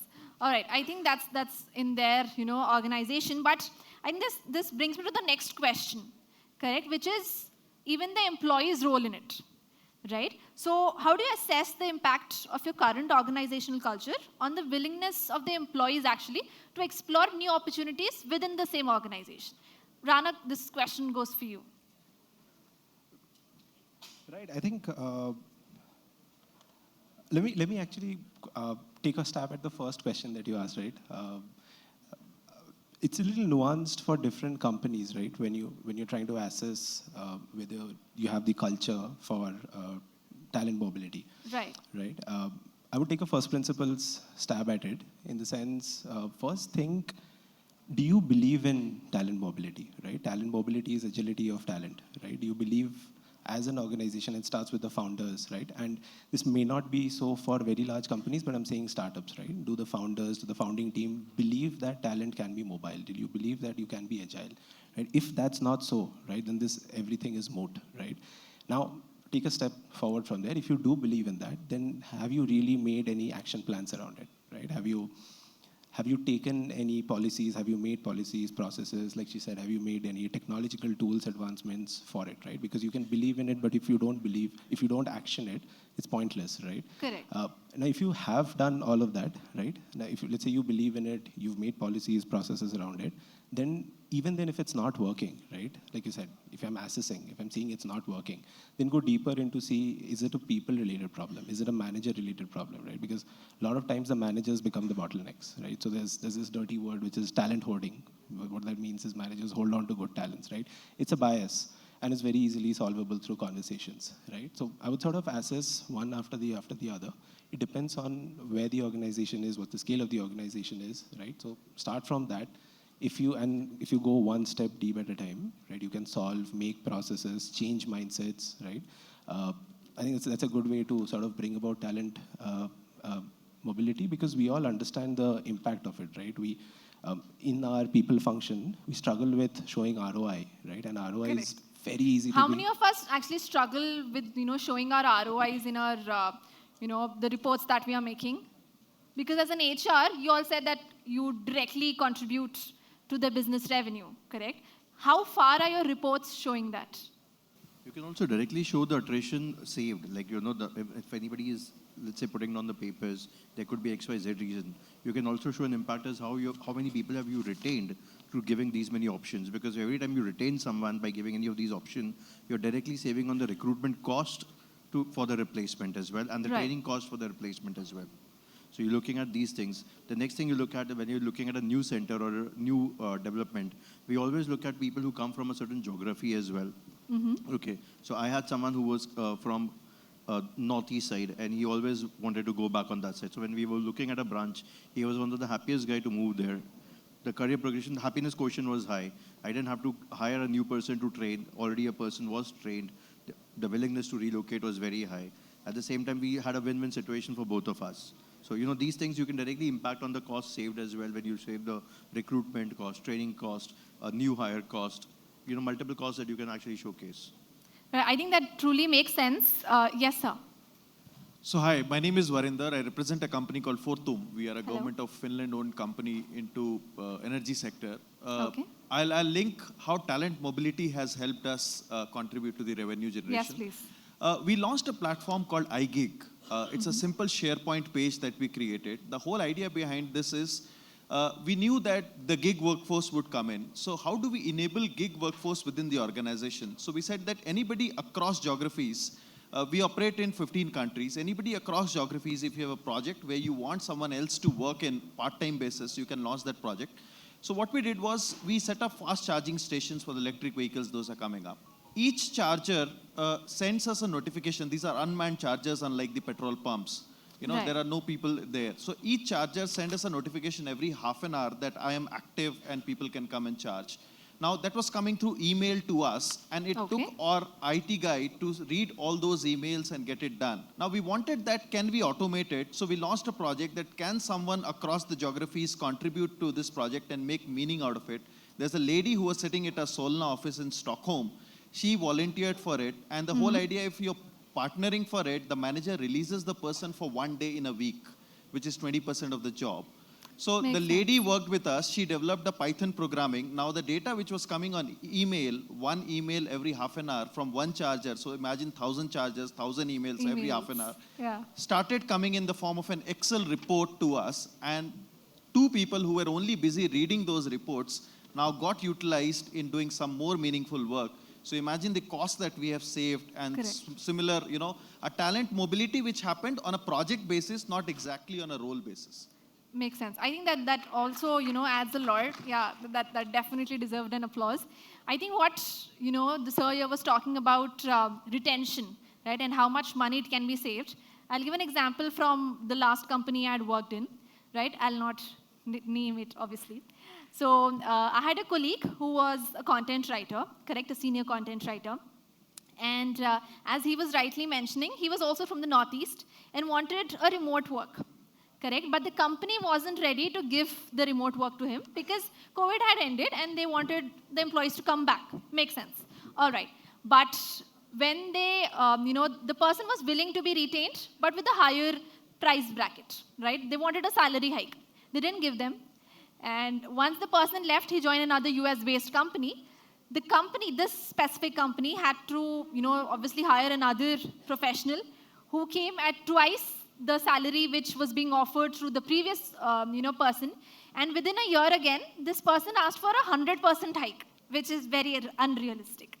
And again, they had to let go of this person. So that's what happens when you let go of a, valuable asset, I believe, and people are assets which every HR professional agrees. So Ranak, what are your thoughts on, retaining people and the revenue that it generates from it, or the revenue that it saves rather? Right. So, see, there's 2 things with retention. There's a very closely linked satisfaction angle also, right? So when you're satisfied, you stay back, right? See, the thing is, mostly it's a company wants to anchor on their, what we call the hypos, right? The high potentials. The high potentials are high potentials for a reason, right? They want to grow, right? They want to have a meaningful career, and they want the company that they're working to support that, right? At times, what it happens, the word that I mentioned, right? When you're in a certain function doing something for a long time, you may have maxed out, right? And if your manager is sort of holding you, again, pardon my word, but, right. You will feel stifled, right? And you will mostly leave, right? And what that happens is that has ripple effects in the organization also, right? So it becomes quote unquote unsaid culture that you will, whatever you do, you are going to be in this team, you're not going to move around, right? And the satisfaction comes down. In fact, I quote from the Gartner report, if there is a robust talent management system in the company, the satisfaction score goes up by 20%, right? That obviously has a long tail effect in retaining the person, right? So I think it just makes sense when you are at a decent enough scale. See, when you're at a small scale, have it as a culture, have it as a process, but when you scale, that's where technology and all these things come in, right? Because imagine cross borders, or even when you have 2 offices, right. It's very difficult to understand, like if there's an opening in another city, there's no way for this person to know, right? So again, that comes with scale, but broadly, yes, you should have talent management, because if you really want to have a company of high potentials, you have to give them a growth path. It's not always vertical, it can go horizontal also. All right. So I've been, listening to a lot of these perspectives also that they're coming up from here and everywhere else. So there is something, when you're talking about culture, right? Just now people from Money and on Charity were talking about the work hours also that the techies or any employee in the company is putting in, right? They were mentioning about 9 hours and everything, correct? But then our very dear, another founder, that is Narayan Murthy, he said that 70 hours a work week is a good thing, correct? So when we're talking about 70 hours work week, I'm very sure a lot of you all must have had, discussions on it. Being HRs, you are the middlemen. You have to, send this information back to the employees, and the employers will tell you that, we need to incorporate this and everything. But at the end of the day, you guys are the people who have to make sure that it is implemented, right? So how many people actually agree that 70 hours a week is okay? And it won't affect the culture of the organization, and it's not going to hamper your reports at the end of the day. Is 70 hours a week okay? 0%? Yes, please. Can we have the mic over here? See, I think 70 hours of work week might not be, he might not have said in a context. We also have to understand that as a country, how much productive we want to be, right? Indeed. We are a certain trillion-dollar economy. Do we really want to move forward or not? If we want to move forward, then we really have to make sure that we are 100% or 200% productive. There are many gigs which the employees want to do, right? Somebody was saying here, a gentleman was saying that somebody wanted to try out. They wanted to try out. They asked some of the employees. They said, yes, we want to do it. So if somebody wants to do some gigs in the workplace itself, which they are interested in out of their day-to-day job, why not?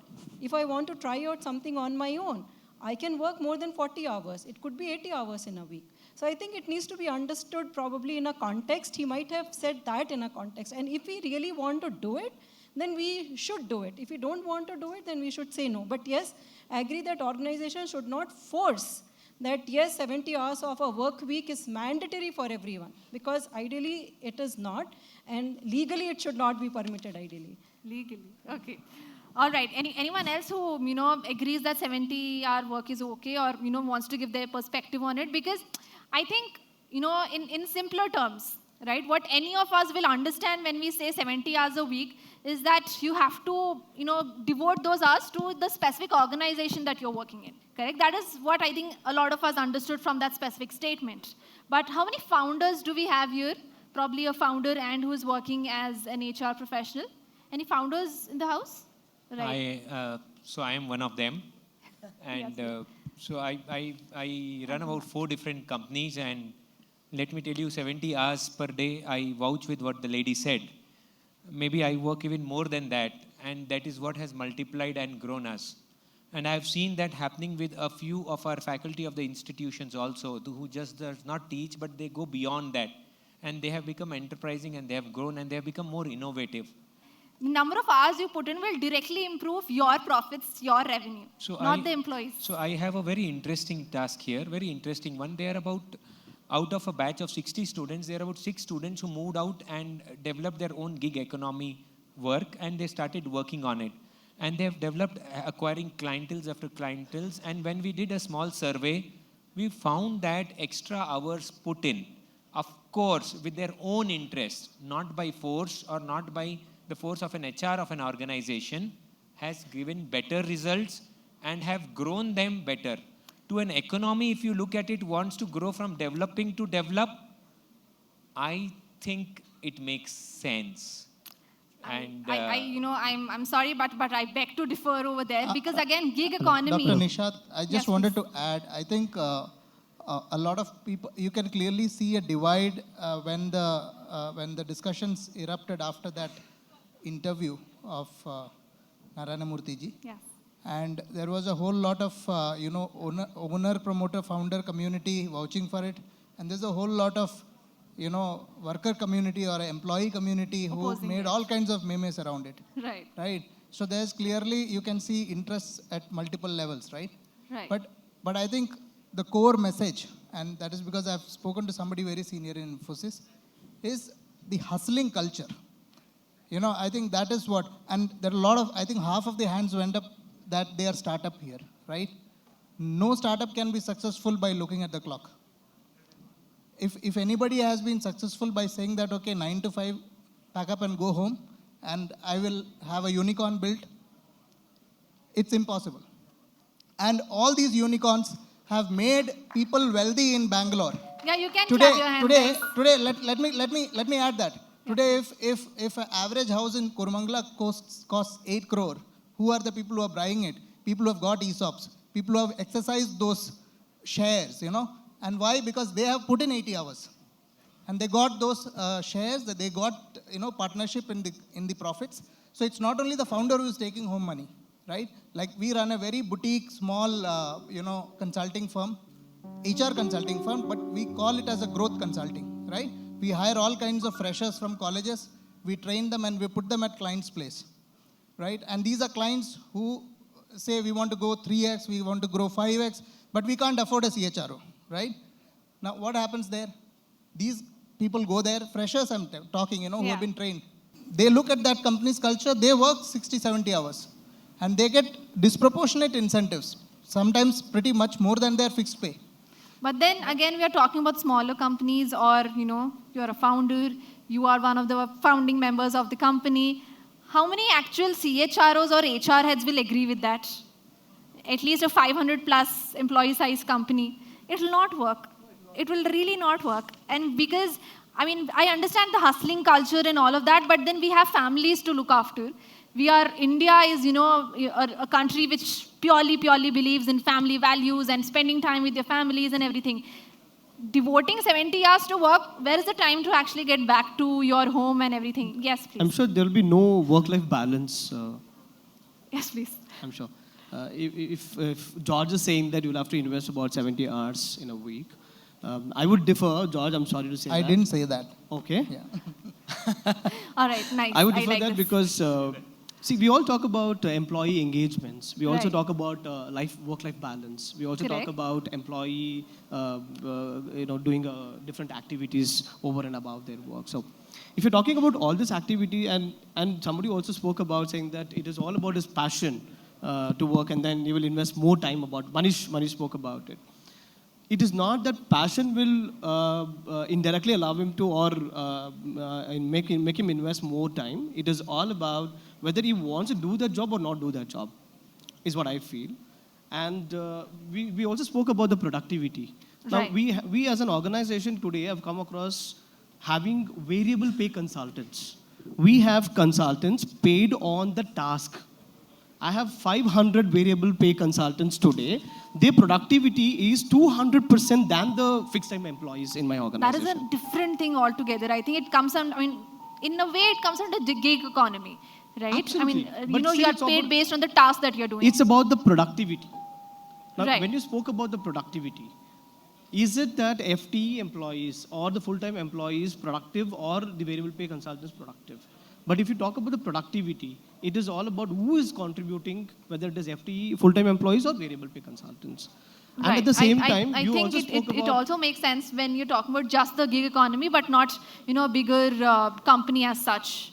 If you're going to change your salary program to say that, you know what, you do this job, I'm going to pay you this money, everybody will work 12 hours a day. I agree. I think if And there's do an it. overtime basis which we are paying at, So I'll work 3 days and I'll take 4 days off. Absolutely. As long as I do that, but that differs on 70 hours a week, and every week and 52 weeks, it may be different. the course structure will change in itself. Yeah, see, there's that concept of aligned incentives, right? So in every organization, the incentives are different for different people. So for founding team, the incentives will always be much higher, right? So Right. the hours don't matter because they know the ultimate payoff is there, right? But Correct. is that the same for somebody who's joining in who doesn't have ESOPs, right?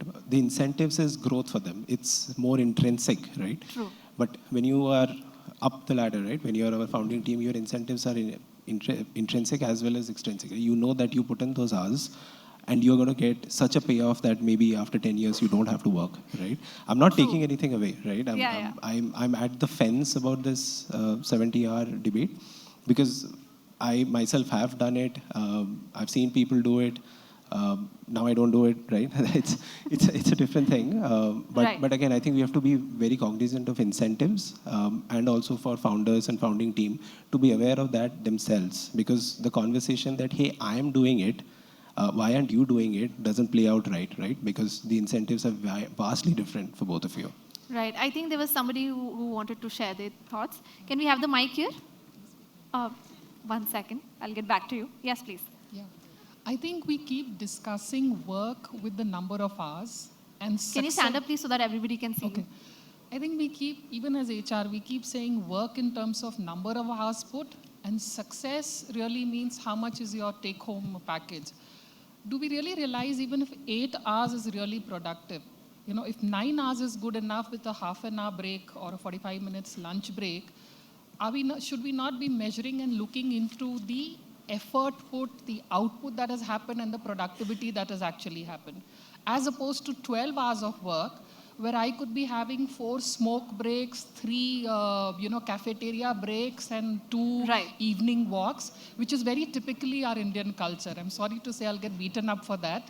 But in the West and other countries, people follow a time schedule. They come and they leave by 4:30 because they start at 7. Right. I think Our that's 9 also has o'clock to do with the means timings. 10 o'clock. Our leaving time means 10 o'clock. And then you say, you know, I can't have time with my family. My Saturdays, Sundays are gone. And no Right. wonder your insurance and other kind of organizations are kind of doing well. Then Makes we sense. want more insurance coverage. We want stress package and all that stuff. So that is one.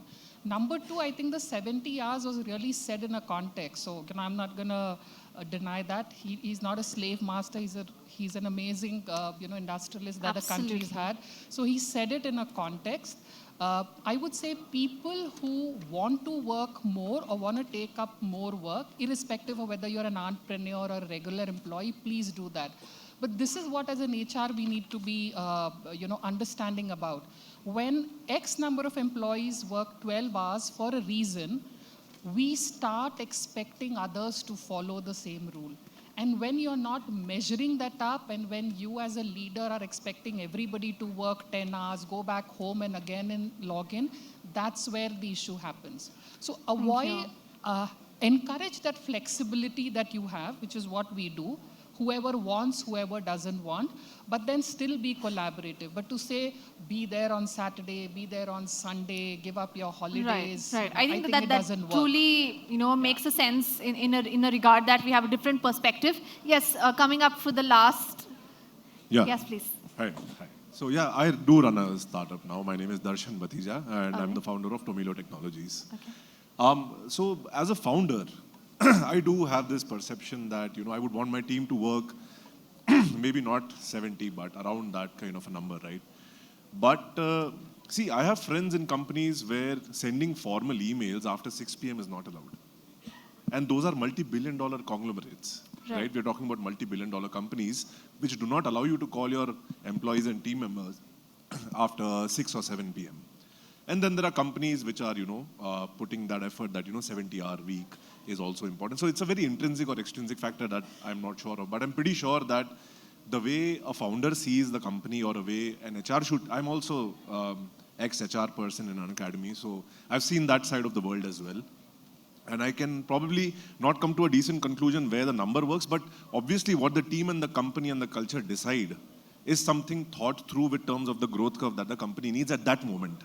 Maybe an established company might not need a 70-hour work week, but a company which is on the growth path, something similar to mine as a founder of a startup, would probably need those extra working hours. It's obviously as a help that we are asking our team members. We are not enforcing it. Yeah, because as a it is growing their right startup, to work. yeah, that definitely makes sense. And it's yes, not Kritika. possible to enforce because we have regulations and laws around it. Right, so exactly. out of their own choice, they can. Exactly. Which is also going to probably be challenged with the new labor code that we may come up with, and then you enable people to know that this is what they can do, then obviously everybody will start resisting it. Exactly. That's as of now, it's a choice. You can if you want to. 48 hours is the maximum that we can expect work from an employee officially for whatever salary you're paying.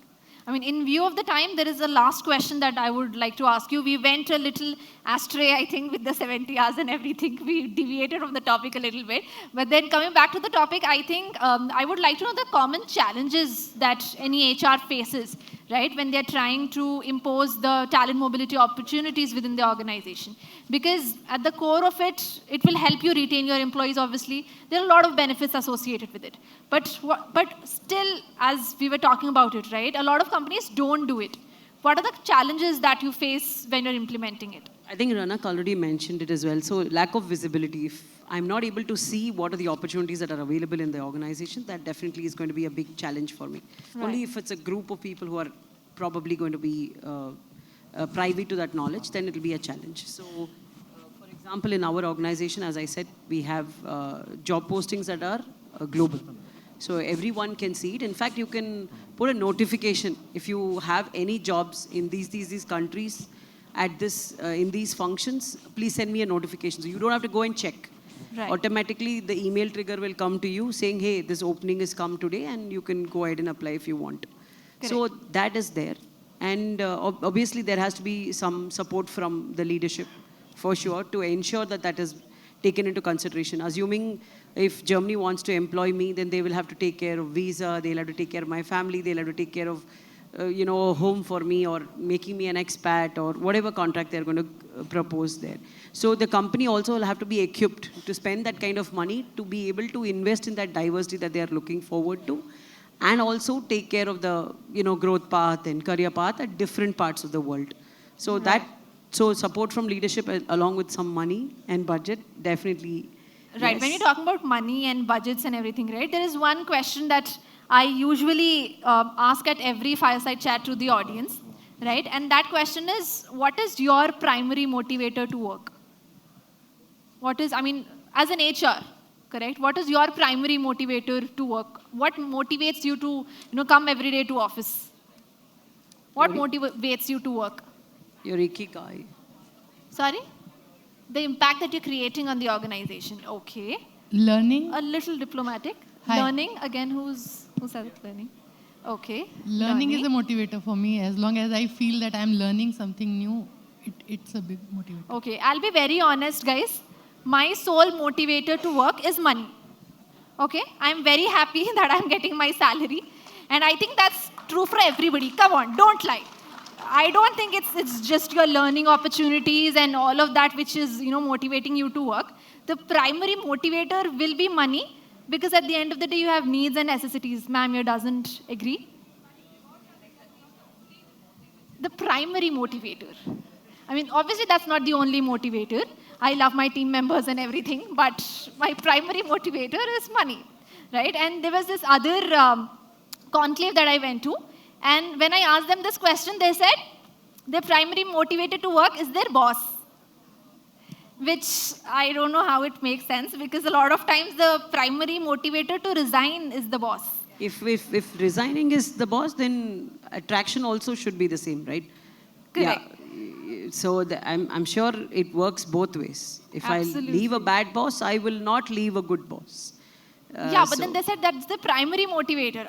Maybe for that they went writing in if I can use the Urdu words, khaside is what we say.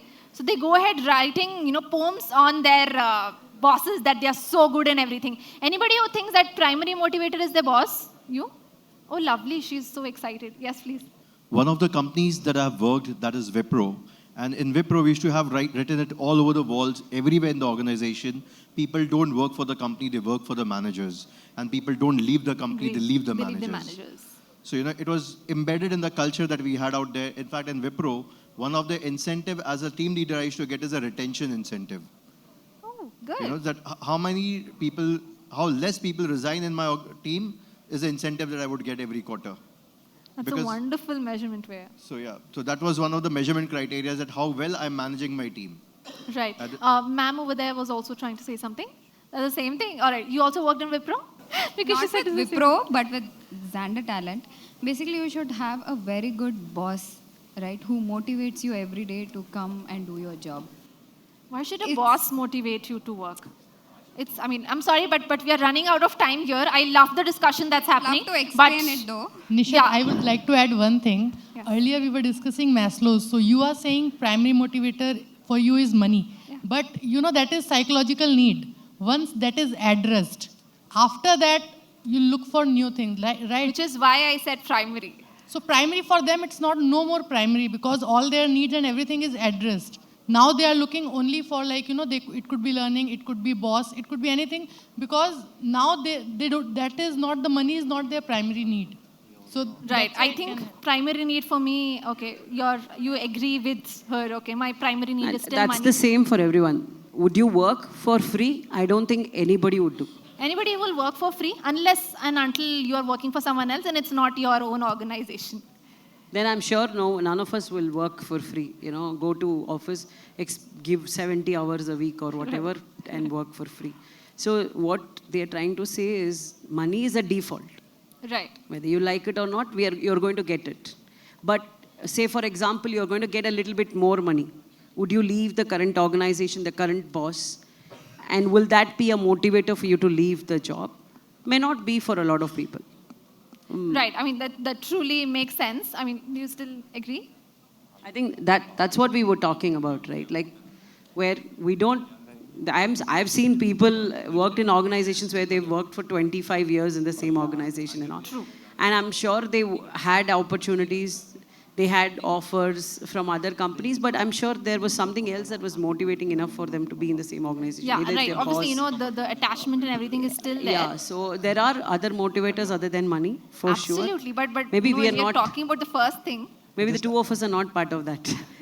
I'll add an example from my current organization, right? So like she said, money is like the default, right? When it's taken care of, it's a basic need, right? So the delta switch to a higher money versus to a completely new environment with a new boss, right? That doesn't play out. So for example, there are a couple of managers who in each ENPS surveys that we do gets a 10 out of 10.